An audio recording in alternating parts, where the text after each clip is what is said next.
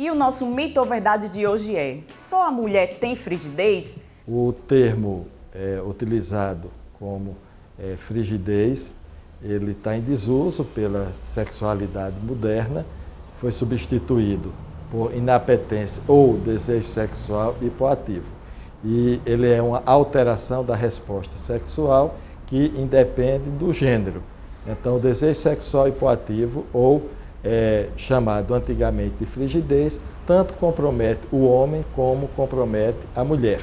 Na mulher, o desejo sexual hipoativo, ele é mais comum na terceira década de vida, na perimenopausa, ao contrário da mulher mais jovem, que tem mais dificuldades de orgasmo. A inapetência sexual ou desejo sexual masculino hipoativo está muito relacionado com as alterações endócrinas, a exemplo da testosterona, e compromete também a partir da terceira idade.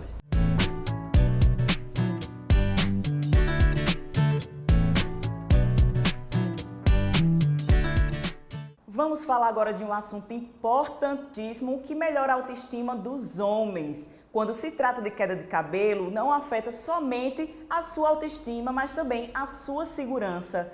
E para conversar mais sobre o assunto, estou aqui na Clínica de Cirurgia Plástica Dr. Jailson Dantas, que vai conversar um pouco com a gente agora. Muito bom dia, doutor. Bom dia, obrigado pela oportunidade de falar sobre o assunto, Tatiana. Imagina. Doutor, explica para quem está em casa o que é o transplante capilar. A cirurgia de transplante capilar é o único tratamento definitivo para a calvície, certo? Então, para quem é calvo, o único tratamento definitivo é o transplante de cabelo, que é basicamente você retirar fios, enxertos de cabelo do seu próprio couro cabeludo de uma região e colocar em outra região, que é uma área calva, que chama. Como ele é realizado? Qual é a região que é retirado? É assim, retira-se. Existem algumas técnicas que são utilizadas no transplante de cabelo.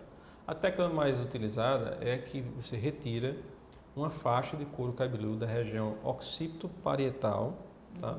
Retira e fecha logo em seguida, deixando a cicatriz muito discreta e pouco perceptível.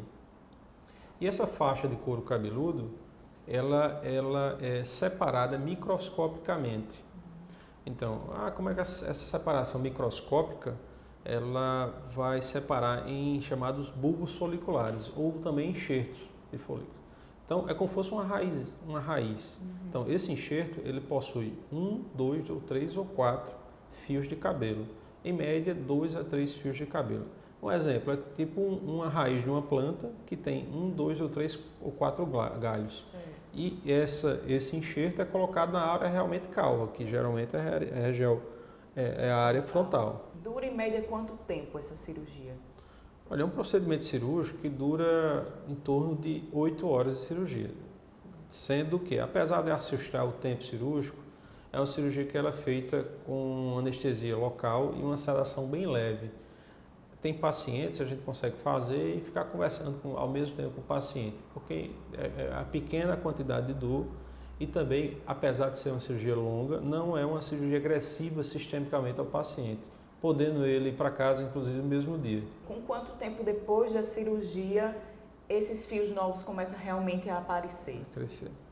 Então, os enxertos foliculares que foram implantados, eles têm um período de pega e integração que é alta, essa integração chega a cerca de 95% do que foi colocado é integrado. E no começo você coloca já com os fios de cabelo, certo? Esses fios de cabelo tendem a cair e começar a nascer novamente com 3 meses, sendo que o resultado final se encontra entre 10 a 12 meses. Questão de distúrbio psicológico que o paciente possa ter ou possa vir a ter. Ele interfere na saúde desse cabelo? Ele interfere na saúde do cabelo como um todo, certo? Então, depois que a pega, a integração, o enxerto é colocado, não cai mais esse cabelo quando colocado, certo? Mas qualquer distúrbio psicológico, psiquiátrico, pode sim, no teu couro cabeludo todo, sofrer uma queda por outros motivos, certo? Não especificamente da alopecia androgênica, que seria a principal causa de queda de cabelo. É importante importante lembrar que é feita uma manutenção posteriormente com vitaminas para fortalecer ainda mais esse fio, não é? Existem tratamentos associados para o fio de cabelo e para aumentar a vascularização do couro cabeludo, com isso aumentar a força e a durabilidade de queda desse cabelo. Então, o uso associado de minoxidil, que seria um produto para aumentar a vascularização, finasterida, 1 mg, também ajuda a permanência ou evita que haja uma queda maior, além de lasers e outras vitaminas, outras coisas que também pode ser utilizado associado ao tratamento cirúrgico da calvície. Ok, doutor Jailson, muito obrigada e até uma próxima, se Deus quiser. Eu que agradeço mais uma vez.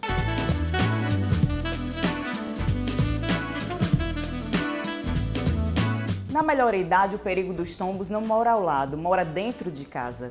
É preciso ter um lar seguro para evitar certos tipos de acidentes. Confira. Como fazer uma casa adaptada e segura, principalmente para pessoas idosas?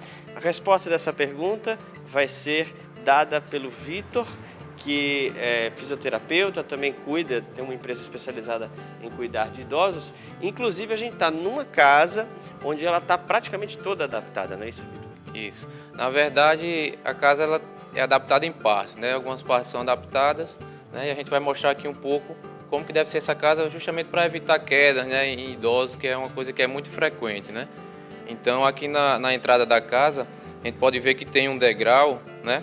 É um pequeno degrau, não chega a ser tão grande, mas que pode provocar uma queda, né? Então, o mais adequado é o que? É retirar o degrau na casa que tiver, para deixar todo nivelado, né? Sem degrau nenhum. Como é uma casa ampla, a gente vê que tem espaço, né?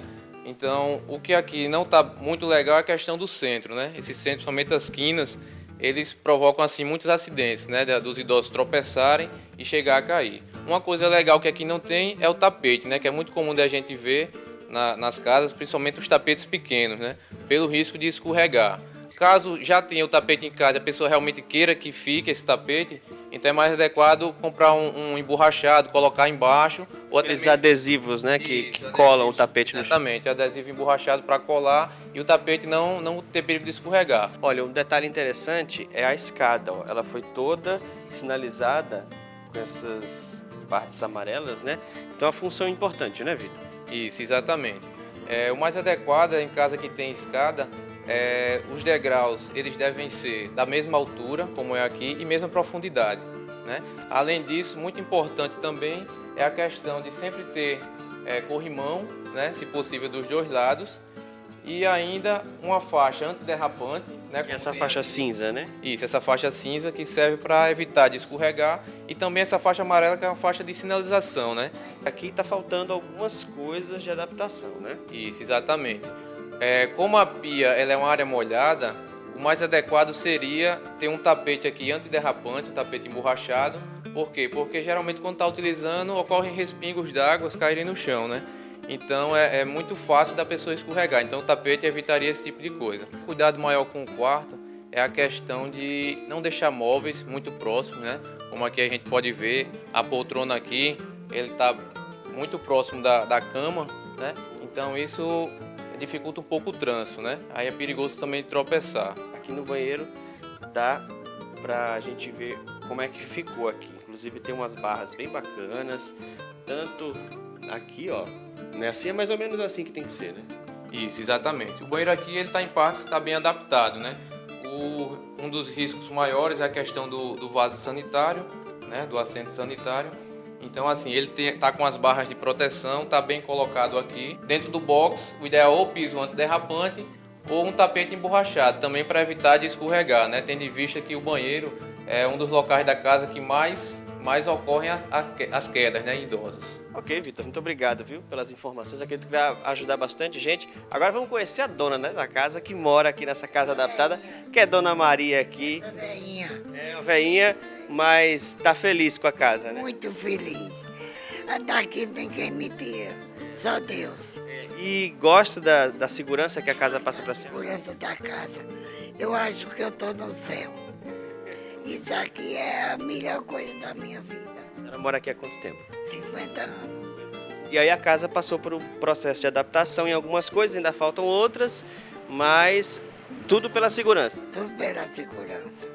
Cuidando sempre do conforto e bem-estar dos seus pacientes, a Nefrusa Clínica de Nefrologia dispõe de uma ala exclusiva para atender os principais planos de saúde. São salas de hemodiálise preparadas para uma melhor privacidade, com TV a cabo, Wi-Fi e uma equipe clínica altamente capacitada. Nefrusa, pioneira em transplante renal no estado. São mais de 35 anos a serviço da sua saúde. Fica na Avenida Sinésio Guimarães, número 290, na Torre. Para mais informações, 3225-1619. Na maioria das vezes, os termos alergia e intolerância são utilizados de forma incorreta como sinônimos para representar uma situação adversa a uma substância alimentar ou algum alimento.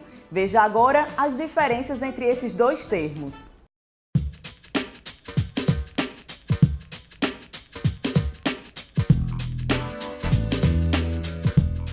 Tem alimentos que demoram a ser digeridos ou causam alguma reação no organismo. Pode ser intolerância ou é alergia.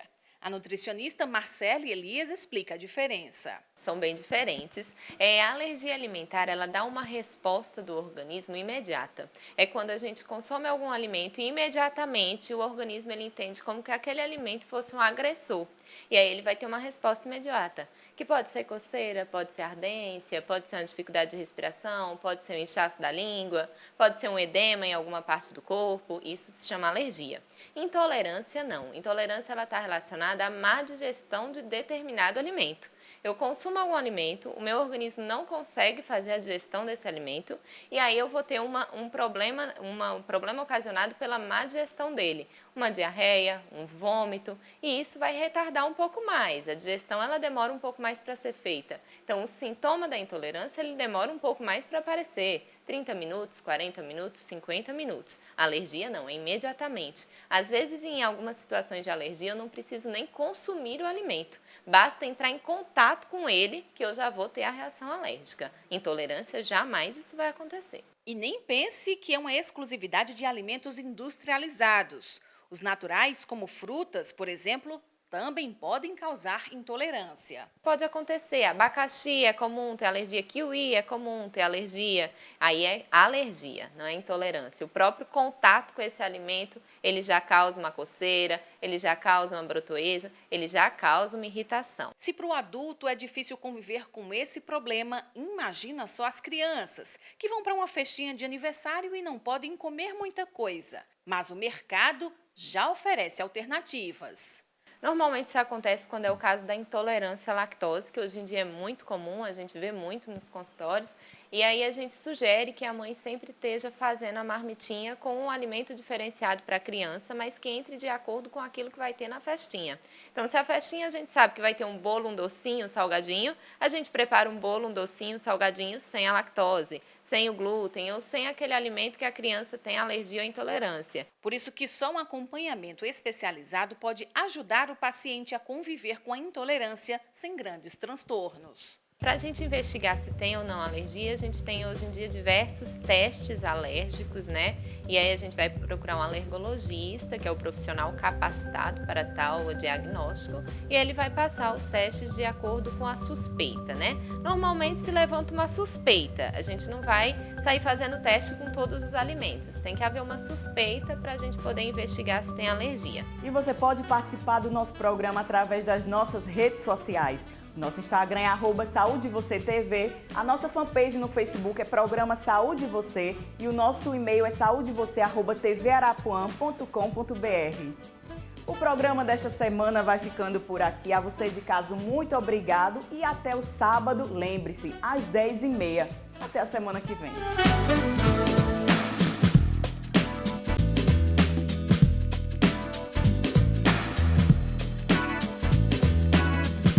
Saúde e você. Oferecimento.